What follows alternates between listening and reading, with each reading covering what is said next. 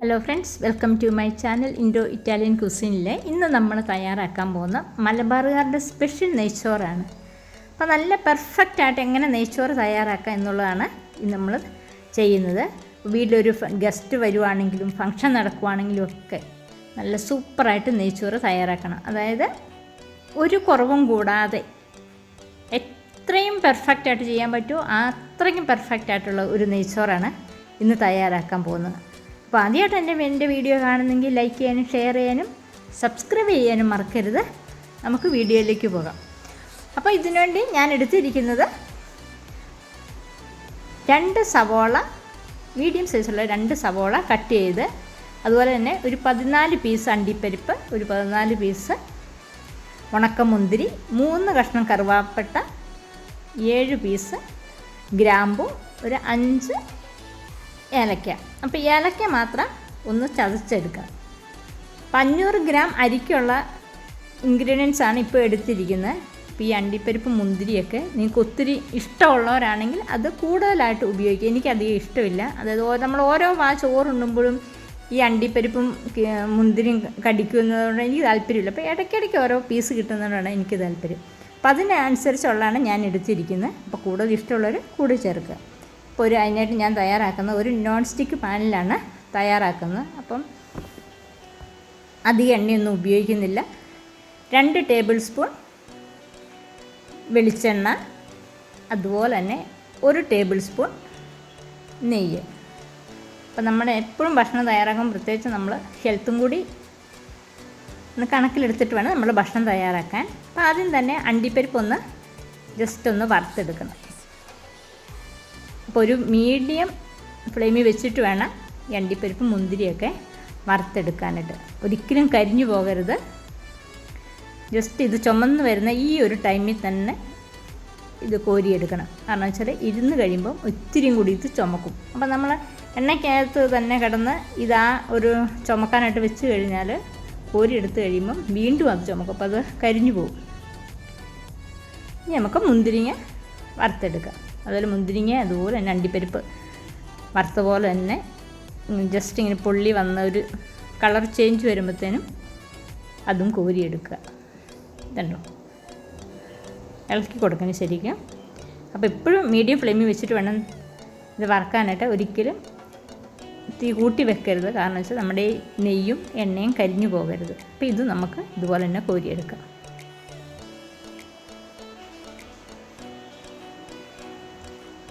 ഇനി നമ്മളെടുത്ത 2 സവോളയിൽ പകുതി ആദ്യമേ നമുക്കൊന്ന് ചുമന്ന കളറിൽ, അതായത് ഈ അണ്ടിപ്പരിപ്പിൻ്റെയൊക്കെ ആ ഒരു കളറിൽ തന്നെ വറുത്ത് കോരിയെടുക്കണം. അത് നമുക്ക് ലാസ്റ്റ് നമുക്ക് ഇടാനായിട്ടാണ്, ഡെക്കറേഷനായിട്ട്.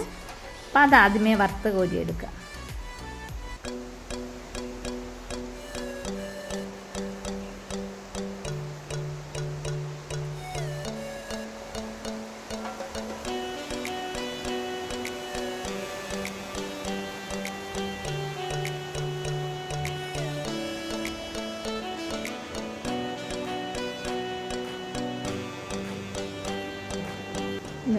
ഇപ്പം ഏകദേശം റെഡി ആയിട്ടുണ്ട്.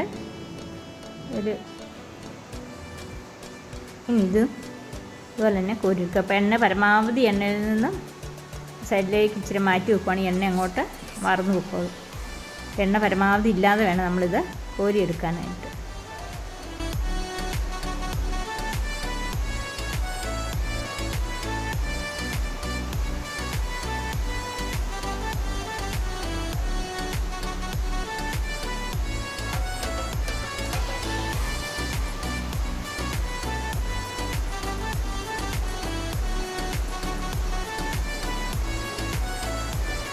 ഇതുണ്ടോ, ഒന്നും കരിഞ്ഞു പോയിട്ടില്ല.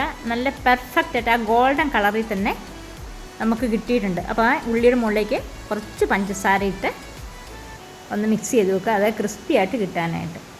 പിന്നെ ചെയ്യുന്നത് ഗ്രാമ്പു, ഏലക്ക, കറുവപ്പട്ടയും കൂടി ആ സെയിം എണ്ണയ്ക്കകത്തും ആ നെയ്ക്കകത്തുമായിട്ടാണ് ജസ്റ്റ് ഒന്ന് മൂപ്പിക്കുക. ഒത്തിരി സമയമൊന്നും വേണ്ട, ജസ്റ്റ് ഒന്ന് ഇളക്കുക. ഇനി ബാക്കിയുള്ള ഉള്ളിയും കൂടി ഒരുമിച്ചിട്ട് ഇളക്കി നല്ലോണം വഴറ്റിയെടുക്കുക. അതായത് ഈ ഉള്ളി ഒരിക്കലും ചുമക്കാൻ പാടില്ല.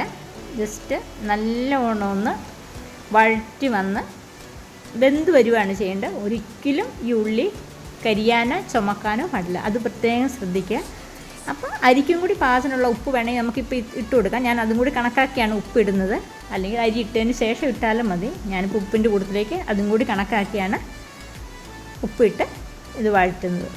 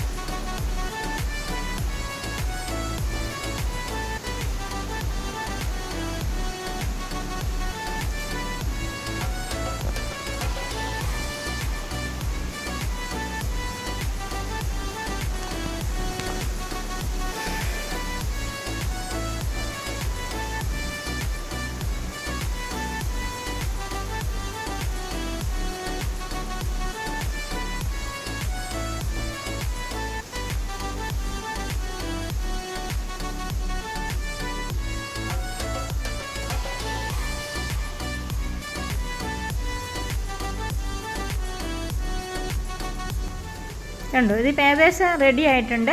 അപ്പോൾ ഇതിനകത്തേക്ക് ഇനി നമ്മൾ 10 മിനിറ്റ് വെള്ളത്തിലിട്ട് കുതിർത്തി അരി കഴുകി വെള്ളം പോയതിന് ശേഷമാണ് നമ്മൾ ഈ ഉള്ളിക്കകത്തേക്കിട്ട് മിക്സ് ചെയ്യുന്നത്. അപ്പോൾ ഒരിക്കലും വെള്ളത്തോട് കൂടിയായിരിക്കരുത്, കഴുകി പാടെ ഒരിക്കലും അരി പാകം ചെയ്യാനായിട്ട് എടുക്കരുത്. ഇത്തിരി സമയം വെള്ളത്തിലിട്ട് ഒരു 10 മിനിറ്റ് കുതിർത്ത് കഴുകി എടുത്തതിന് ശേഷം വേണം ഇതുപോലെ നെയ്ക്കകത്തേക്കും എണ്ണയ്ക്കകത്തേക്ക് ഇട്ട് മിക്സ് ചെയ്യാനുണ്ട്. അപ്പോൾ കുറച്ച് സമയം ഇതുപോലെ നല്ലോണം ഒന്ന് ഇളക്കി കൊടുക്കുക. അതായത് ഫ്ലെയിം കൂട്ടി വെച്ചിട്ട് വേണം നമ്മൾ ഈ ഇളക്കാനായിട്ട്. ഫ്ലെയിം കൂട്ടി വെച്ച് കുറച്ച് സമയം ഇതുപോലെ നല്ലോണം ഒന്ന് ഇളക്കി കൊടുക്കുക. അതിന് ശേഷം മാത്രമേ വെള്ളം ഒഴിക്കാവുള്ളൂ. അപ്പോൾ വെള്ളം ഒഴിക്കുമ്പോൾ പ്രത്യേകം ശ്രദ്ധിക്കുക, നല്ല തിളച്ച വെള്ളം, തണുത്ത വെള്ളമായിരിക്കരുത്, അടുപ്പത്ത് തിളച്ച് കിടക്കുന്ന വെള്ളം വേണം ഇതിനകത്തേക്ക് ഒഴിക്കാനായിട്ട്. 500 ഗ്രാം അരിക്ക് 1 ലിറ്റർ വെള്ളമാണ് ഞാൻ എടുത്തിന്. 1 ലിറ്ററും പിന്നെ ഒരു അര ഗ്ലാസ് വെള്ളവും കൂടിയാണ് ഞാൻ മിക്സ് ചെയ്യുന്നത്. അപ്പം അതും കൂടി ഒഴിച്ച് നല്ല ഫ്ലെയിം കൂട്ടി വെച്ച് തിളയ്ക്കാനായിട്ട് വെയിറ്റ് ചെയ്യുക. ഉടനെ അടച്ചു വെക്കരുത്. ഇനി അത് നല്ലോണം തിളയ്ക്കാനായിട്ട് വെയിറ്റ് ചെയ്യുക. തിളച്ച് കഴിയുമ്പോൾ ഒരു 3 മിനിറ്റ് 4 മിനിറ്റ് കഴിയുമ്പോഴത്തേനും അരി വെള്ളത്തിന് മുകളിലേക്ക് പൊങ്ങി വരും. ആ ഒരു ടൈമിൽ വേണം ഇത് എന്താ പറയുക ലോ ഫ്ലെയിമിൽ വെച്ച് അടച്ചു വെക്കുക. ഒരു 15 മിനിറ്റ് കൊണ്ട് നമ്മുടെ ഈ നെയ്ച്ചോറ് റെഡിയാകും. അപ്പോൾ ഇടയ്ക്കിടയ്ക്ക് ഒന്ന് ഇളക്കി കൊടുക്കണം. ഇപ്പം നല്ലോണം തിളയ്ക്കുന്നുണ്ട്. ആ സമയം അതിനകത്തേക്ക് ഒരു നാരങ്ങ പിഴിഞ്ഞൊഴിക്കുക.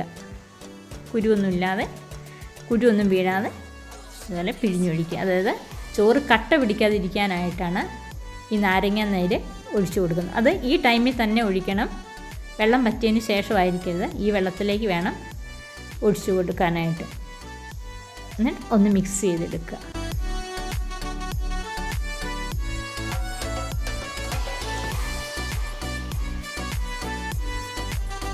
ഈ ഒരു ടൈമിലുണ്ടല്ലോ ഇതിൻ്റെ ഉപ്പ് പ്രത്യേകം ശ്രദ്ധിക്കുക. ഈ ഒരു ടൈമിൽ തന്നെ നമ്മൾ ഉപ്പ് ടേസ്റ്റ് ചെയ്ത് നോക്കുക. ഉപ്പ് കുറവാണെങ്കിൽ ഉപ്പിടുക, എന്നിട്ട് അടച്ചു വെക്കുക. കണ്ടോ, ഇനി ഇടയ്ക്കൊന്ന് ഇളക്കി കൊടുക്കുക. ഇപ്പോൾ ഏകദേശം വെള്ളം 3/4 ഭാഗം വെള്ളവും അരി അബ്സോർബ് ചെയ്തിട്ടുണ്ട്. ഇനി ഇതുപോലെ തന്നെ അടച്ചു വെക്കുക. ഇടയ്ക്ക് വീണ്ടും ഒന്ന് ഇളക്കി കൊടുക്കുക.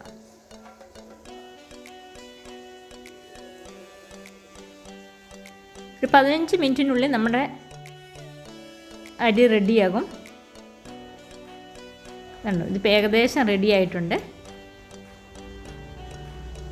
കണ്ടോ, ചോറൊക്കെ നല്ല വെതറി കിടക്കുന്ന കണ്ടോ, അതൊന്നും കട്ട പിടിക്കാതെ. അത് നമ്മൾ ആ നാരങ്ങ പെർഫെക്റ്റ് ടൈമിലാണ് നാരങ്ങ നീര് ഒഴിച്ചത്, അതുകൊണ്ടാണ് അതങ്ങനെ. ഇനി ഇതിനകത്തേക്ക് പകുതി അണ്ടിപ്പരിപ്പ്, പകുതി മുന്തിരി, അതുപോലെ തന്നെ നമ്മൾ വറുത്ത് വെച്ച പകുതി സവോളയും ചുവപ്പിച്ച് വെച്ച് അതും കൂടി ഇട്ട് നല്ലോണം മിക്സ് ചെയ്യുക. ഇതുണ്ട് ചോറ് നല്ലോണം ഇപ്പോൾ കറക്റ്റ് പെർഫെക്റ്റ് ടൈമിലാണ് ഇതുള്ളത്. ഇതിപ്പോൾ വെന്തിട്ടുണ്ട്. ഇതുണ്ട് ഇതെല്ലാം കൂടി മിക്സ് ചെയ്തെടുക്കുക. ഇനി ഞാനിതൊരു പ്ലേറ്റിലേക്ക് നിങ്ങളെ മാറ്റി കാണിക്കാം എത്ര നല്ല പെർഫെക്റ്റ് ആയിട്ടാണ് നമ്മുടെ നെയ്ച്ചോറ് തയ്യാറാക്കിയെന്നുള്ളത്. ഇതുകൊണ്ടോ ആ ഗോൾഡൻ കളറിൽ തന്നെ അണ്ടിപ്പരിപ്പും മുന്തിരി സവോളയൊക്കെ കിടക്കുന്നതുണ്ടോ. ഇങ്ങനെ ഡെക്കറേറ്റ് ചെയ്ത് എടുക്കുക. ഇത് ഒത്തിരി ഇടുന്നതോടെ എനിക്ക് താല്പര്യമില്ല, അതുകൊണ്ടാണ് ഞാൻ കുറച്ചാണ് എടുത്തിരിക്കുന്നത്. ഈ മുകളിൽ മാത്രം ഇങ്ങനെ ജസ്റ്റ് ഇടുക. ചോറിനിടയ്ക്കോടെ ചെറിയ ചെറിയ പീസുകളായിട്ട് ഇടയ്ക്കിടയ്ക്ക് കാണുകയുള്ളൂ. അപ്പം ഇത്ര നല്ല വെളുത്ത് നല്ല പെർഫെക്റ്റ് ആയിട്ടുള്ള നെയ്ച്ചോറ് തയ്യാറാക്കാം. അപ്പം എല്ലാവരും ഇതുപോലെ തന്നെ തയ്യാറാക്കുക. ചെറിയ ചെറിയ കുഞ്ഞു കുഞ്ഞു കാര്യങ്ങളേ ഉള്ളൂ നമ്മൾ ശ്രദ്ധിക്കാനായിട്ട്. ആ കുഞ്ഞു കുഞ്ഞു കാര്യങ്ങൾ നമ്മൾ ശ്രദ്ധിക്കാതെ പോയാലും നമുക്ക് പെർഫെക്റ്റ് ആയിട്ടുള്ള നെയ്ച്ചോറ് കിട്ടില്ല. അപ്പോൾ എല്ലാവരും ഇതുപോലെ തന്നെ തയ്യാറാക്കുക. വീഡിയോ ഇഷ്ടപ്പെട്ടെങ്കിൽ ലൈക്ക് ചെയ്യാനും ഷെയർ ചെയ്യാനും സബ്സ്ക്രൈബ് ചെയ്യാനും മറക്കരുത്. നിങ്ങളുടെ കമൻസൊക്കെ അറിയിക്കാം. നമുക്ക് നല്ലൊരു വീഡിയോ ആയിട്ട് വീണ്ടും കാണാം.